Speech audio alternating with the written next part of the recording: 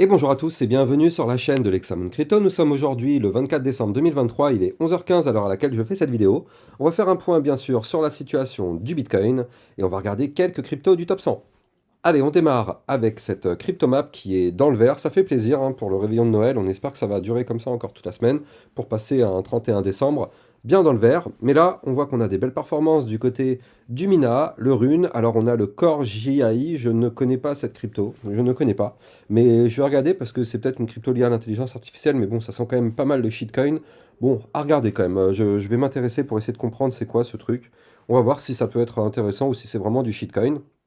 Bref, Solana qui pousse, le Ordi aussi. Et puis derrière, hier, j'avais donné effectivement dans mon channel des alertes, effectivement des informations concernant le EGLD. Et j'avais aussi donné le... Oui, c'était le EGLD. Et j'avais aussi donné une autre crypto-monnaie, mais déjà rien que le EGLD, vous le voyez, on a pris un plus 17% sur le EGLD qui avait été donné dans le channel hier, aux alentours de 10h du matin ou un truc comme ça. Donc ça fait vraiment plaisir, là pour le coup, 17% c'est quand même assez puissant. On a eu le accro aussi qui a pas mal poussé, il avait été donné hier après-midi, le accro dans le channel, et il a poussé je crois 8 ou 9%, je sais plus. Bref, en tout cas, si vous êtes intéressé par recevoir toutes les crypto-monnaies à surveiller, n'hésitez pas d'aller rejoindre le channel, bien sûr, ce n'est pas recommandé pour les débutants, pour trader, il faut déjà connaître les bases. Allez, on va démarrer sur notre Bitcoin en vue jour. Bien sûr, je rappelle à tout le monde que tout ce que je vais dire dans cette vidéo n'est en aucun cas des conseils financiers. Bon, en réalité, entre la vidéo d'hier et d'aujourd'hui, il ne s'est quasiment rien passé. Et de toute façon, on le savait déjà, parce que vous le savez, en général, le week-end, samedi, il se passe rien. Le dimanche, pas grand-chose, du moins jusqu'au dimanche soir. Donc du coup, là, on va juste noter les points clés à surveiller du côté du Bitcoin, parce que là, on continue de compresser et regardez ces bandes de Bollinger. En vue 4 heures, on a des bandes de Bollinger hyper resserrées. Alors, ce qui est bien, c'est qu'en vue 4 heures, quand on regarde cette trend qui est là depuis ici, eh bien là, vous le voyez, en réalité, on est sur une tendance haussière. Regardez, on forme ici, hop, des points bas plus hauts et on forme des points hauts plus hauts. Donc en vue 4 heures, depuis maintenant ici le 11 décembre, on est dans une trend haussière. Cette trend a été lancée suite effectivement à l'apparition d'un gigantesque double bottom, premier bottom, deuxième bottom. Je rappelle que nous n'avons pas été chercher pour le moment la target de ce double bottom.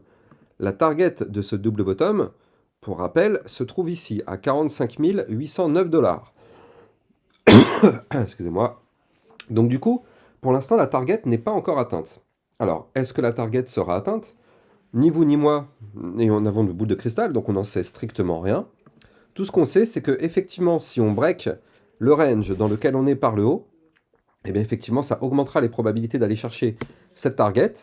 Par contre, si on break malheureusement le range par le bas, bon bah vous l'avez compris, on risque malheureusement de ne jamais atteindre la target et d'avoir un top local pour 2023 aux 44 000 $. Là, pour l'instant, de toute façon, en 2023, on n'a jamais réussi à faire plus haut que 44 000 $. Alors, bien sûr, on a fait des mèches. Regardez, on avait fait une mèche quasiment à 45 000, mais ce ne sont que des mèches. On n'a eu strictement aucun corps de bougie qui a réussi à clôturer au-dessus des 44 100 $. Donc les 44 000 sont pour le moment, on peut le dire, le top local 2023. Sauf si d'ici le 31 décembre, on arrive à faire un point au plus haut que les précédents et qu'on clôture l'année aux 45 000, ce qui serait très bien pour démarrer l'année suivante, effectivement. Mais en tout cas, on n'y est pas encore. De toute façon, là, on le voit, on a des bandes de Bollinger hyper resserrées. On est dans cette compression de range ici, donc je vous redonne les niveaux clés. Il ne faut surtout pas breaker de façon valide et confirmée, pullback compris, les 43 508 $. Ça correspond malheureusement à un bas de range, donc à un support qui doit tenir. Si ce support vient à lâcher, malheureusement, vous l'avez compris, on risque d'avoir un Bitcoin qui s'effondre pour aller chercher les 43 090. Puis pourquoi pas ici la trendline haussière aux 42 675 avant d'aller chercher les 42 434 $, voire même les 41 687. Ça, c'est le scénario un petit peu catastrophe si malheureusement on break le range par le bas. Par contre, effectivement, je vous l'ai dit tout à l'heure, si on break notre petit range qui est ici par le haut, donc le niveau clé à breaker se trouve au 44 110. Si on arrive effectivement à breaker ce niveau-là, eh bien, on pourrait aller chercher dans un premier temps ici le haut de l'ancien range au 44 310 $. Et si on break ce haut de l'ancien range par le haut, eh bien là, effectivement, on pourrait potentiellement prendre la direction des 44 768, puis 45 394 avant d'aller chercher, pourquoi pas, effectivement, la target des 45 809 dollars. Ça, ce serait quelque chose qui pourrait arriver si on arrive effectivement à breaker tous nos niveaux clés. Mais bon, encore une fois, on n'en sait strictement rien si on va y arriver ou pas. Pour l'instant, on patiente de voir de quel côté sera breaké ce range, parce que là, déjà, on le voit, hein, aujourd'hui, on est en train d'aller chercher le bas du range. Donc ça veut dire que potentiellement, si on le perd, ce bas du range, vous l'avez compris, hein, pouf. Donc bon, ça, affaire à suivre, mais tant qu'on ne fait pas une clôture 4 heures, validée, confirmée, pullback compris, en dessous des 43 510 dollars, bon, pour l'instant, il n'y a pas de cassure avérée. Mais voilà, soyons quand même méfiants parce que je le rappelle, à la seconde où le Bitcoin chute, tout le marché crypto-monnaie chute avec le Bitcoin. Donc à surveiller quand même de très très près. Après, en réalité, on peut aussi y voir une sorte de bull flag. Alors, un bull flag, qu'est-ce que c'est? Vous le voyez ici, on a eu une belle poussée haussière. Tac, là vous le voyez, je vous l'ai dessiné. On a eu la poussée haussière avec ces bougies vertes. Voilà, poussée haussière, puis derrière, on a un retracement. Hop, on retrace. Et en général, ce type de pattern a plus de chances de breaker par le haut que par le bas. Ce qui permettrait par la même occasion de breaker le range par le haut et aller chercher des points plus hauts. Encore une fois, on n'en sait strictement rien. C'est de la pure imagination et spéculation. Mais un bull flag est une figure chartiste de poursuite du mouvement entrant qui, je le rappelle, pour le moment en vue 4 heures, est haussier. Donc, affaire à suivre. En tout cas, dans tous les cas, de toute façon, quoi qu'il arrive, voilà, elle est là. La ligne de tendance baissière, elle est là. Tant qu'on n'arrive pas déjà à breaker cette ligne, c'est même pas la peine d'espérer le moindre pump, on n'en aura jamais. Je ne peux pas faire plus clair que ça, on n'aura plus aucun pump sur le Bitcoin tant que cette ligne que je vous ai dessinée ici en bleu ne sera pas breakée. Et donc là, si je prolonge mon range, eh bien effectivement, on pourrait voir que cette ligne pourrait être breakée potentiellement sous 21 barres, donc 21 x 4 parce que c'est que des bougies 4 heures. Donc vous l'avez compris, en crypto-monnaie, il faut toujours être patient, hein, c'est pas en claquant des doigts qu'on devient riche. Mais là, il peut se passer 21 x 4 bougies avant de trouver une résolution. Soit on va breaker la ligne de tendance baissière par le haut, signal d'achat, on pump, soit malheureusement, on va breaker le range par le bas, signal de vente, on chute. Ça va se passer dans les 21 bougies de 4 heures. Donc il va se passer 4-5 jours, là, pour le moment, où on peut patienter d'avoir ce mouvement. Mais en tout cas, ça risque d'être vraiment très très très intéressant parce que le mouvement de sortie, ça en tout cas, il sera explosif du fait qu'on ait des bandes de Bollinger très très très resserrées. Allez, ceci étant dit, allons nous intéresser maintenant aux altcoins, parce que là, clairement, les altcoins sont en feu depuis quelques temps. Donc là, on va prendre directement l'image du Solana qui... J'ai plus de mots. J'ai plus de mots pour le Solana. De toute façon, Solana, on l'avait vu, hein, on le savait déjà pour tous ceux qui suivent ma chaîne YouTube depuis quelques temps. Je vous l'avais dit, hein, la boîte de résistance, elle allait être ici. Là, entre les 75 dollars et les 81 dollars, je vous avais dit, ça allait être la boîte de résistance. Une fois que cette boîte allait être pétée, on aurait un mouvement un peu intéressant. C'est exactement ce qui s'est passé. On a galéré, vous le voyez ici, hein, on a galéré pas mal de temps pour breaker cette boîte. Et là, vous la voyez, elle est là la boîte, hein, carré orange là. Et à partir du moment où cette boîte avait été pétée, bah, boum, Solana qui explose. Explosion du Solana, boum, il va chercher des targets très très très hautes. Donc ouais, ça c'est plutôt intéressant. Alors il va falloir que je dessine les résistances suivantes parce que moi sur le Solana, ma dernière résistance, je l'avais dessinée à 106 dollars. Je pensais pas qu'il allait péter aussi fort en si peu de temps. Je pensais remettre à jour mes résistances pendant les congés. Bon, c'est pas grave, je le ferai. Je vais prendre un peu de temps pour remettre à jour un petit peu pour vous trouver les prochaines résistances sur le Solana. Mais en tout cas, clairement, Solana, il est juste incroyable.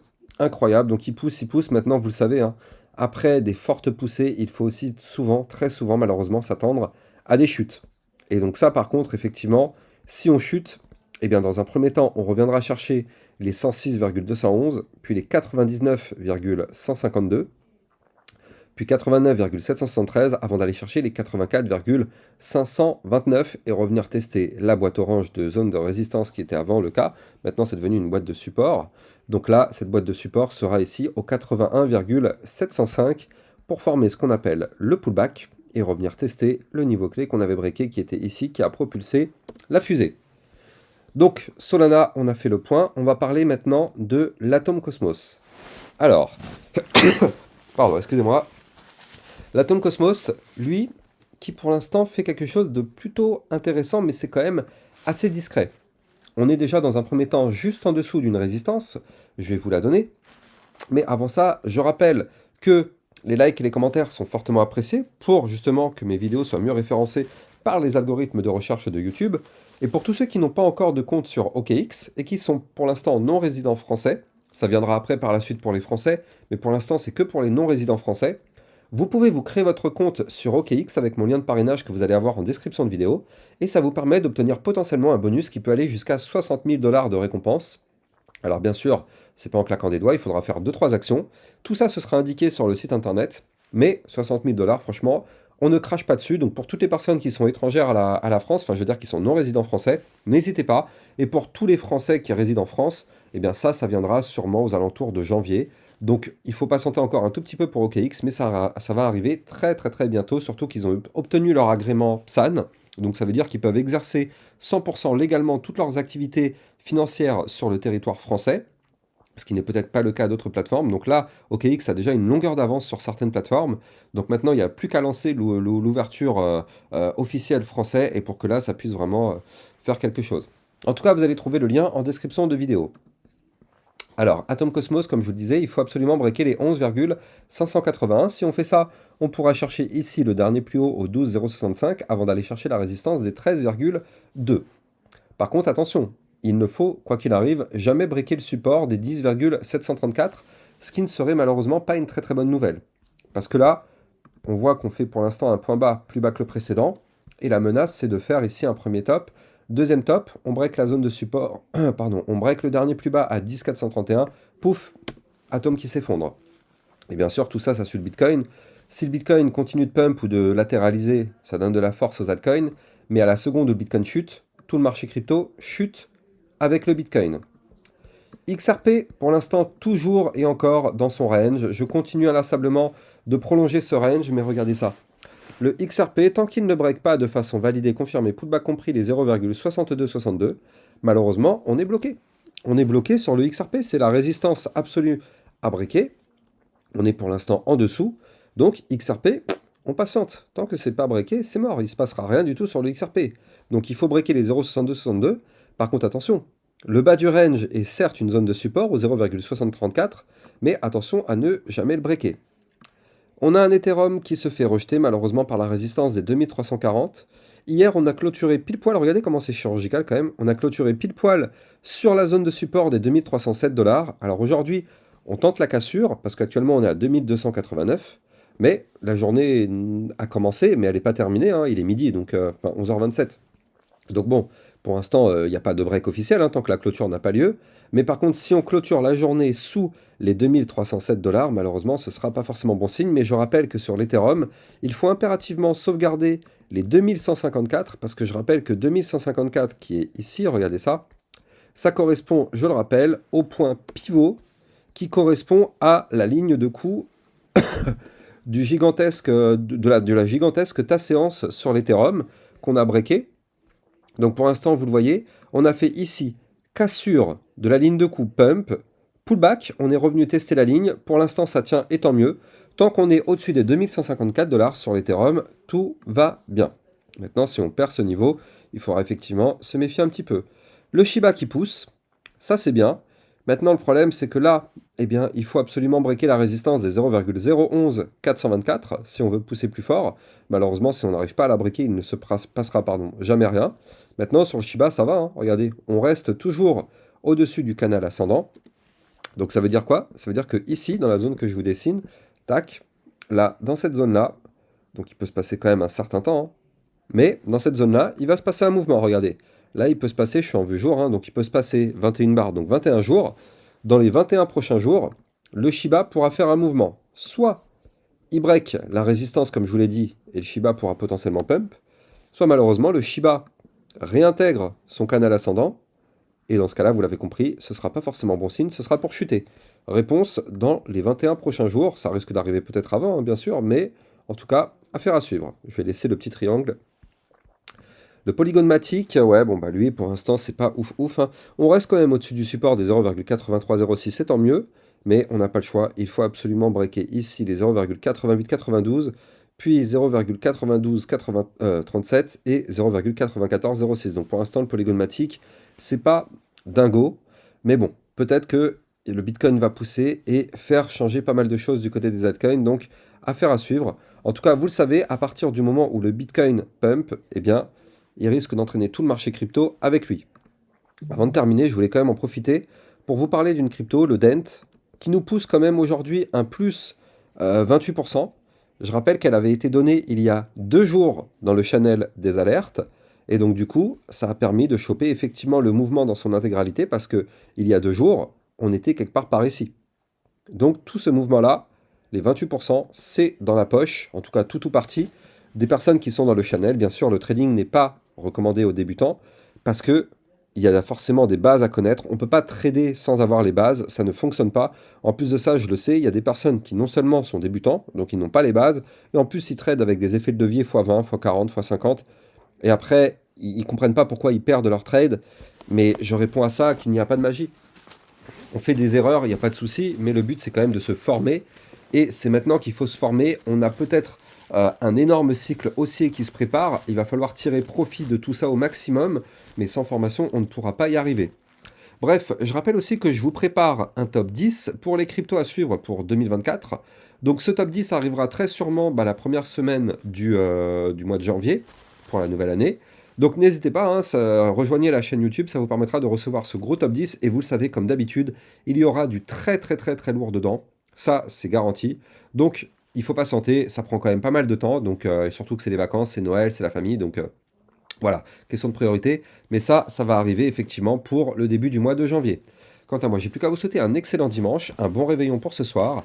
N'hésitez pas à m'envoyer sur Twitter ou autre les photos de vos repas, hein, ça fait toujours plaisir. Comme l'année dernière, vous le savez, j'aime bien voir un petit peu vos repas, vos tables. C'est toujours un bon moment, c'est toujours une bonne ambiance et ça fait plaisir de voir un petit peu les sapins de chacun. Donc voilà, ça fait plaisir. N'hésitez pas de l'envoyer sur les réseaux, donc mon Twitter, mon Discord, vous avez les liens en description de vidéo. Quant à moi, j'ai plus qu'à vous souhaiter une excellente journée. Je vous dis à plus tard pour une prochaine vidéo. Ciao, ciao.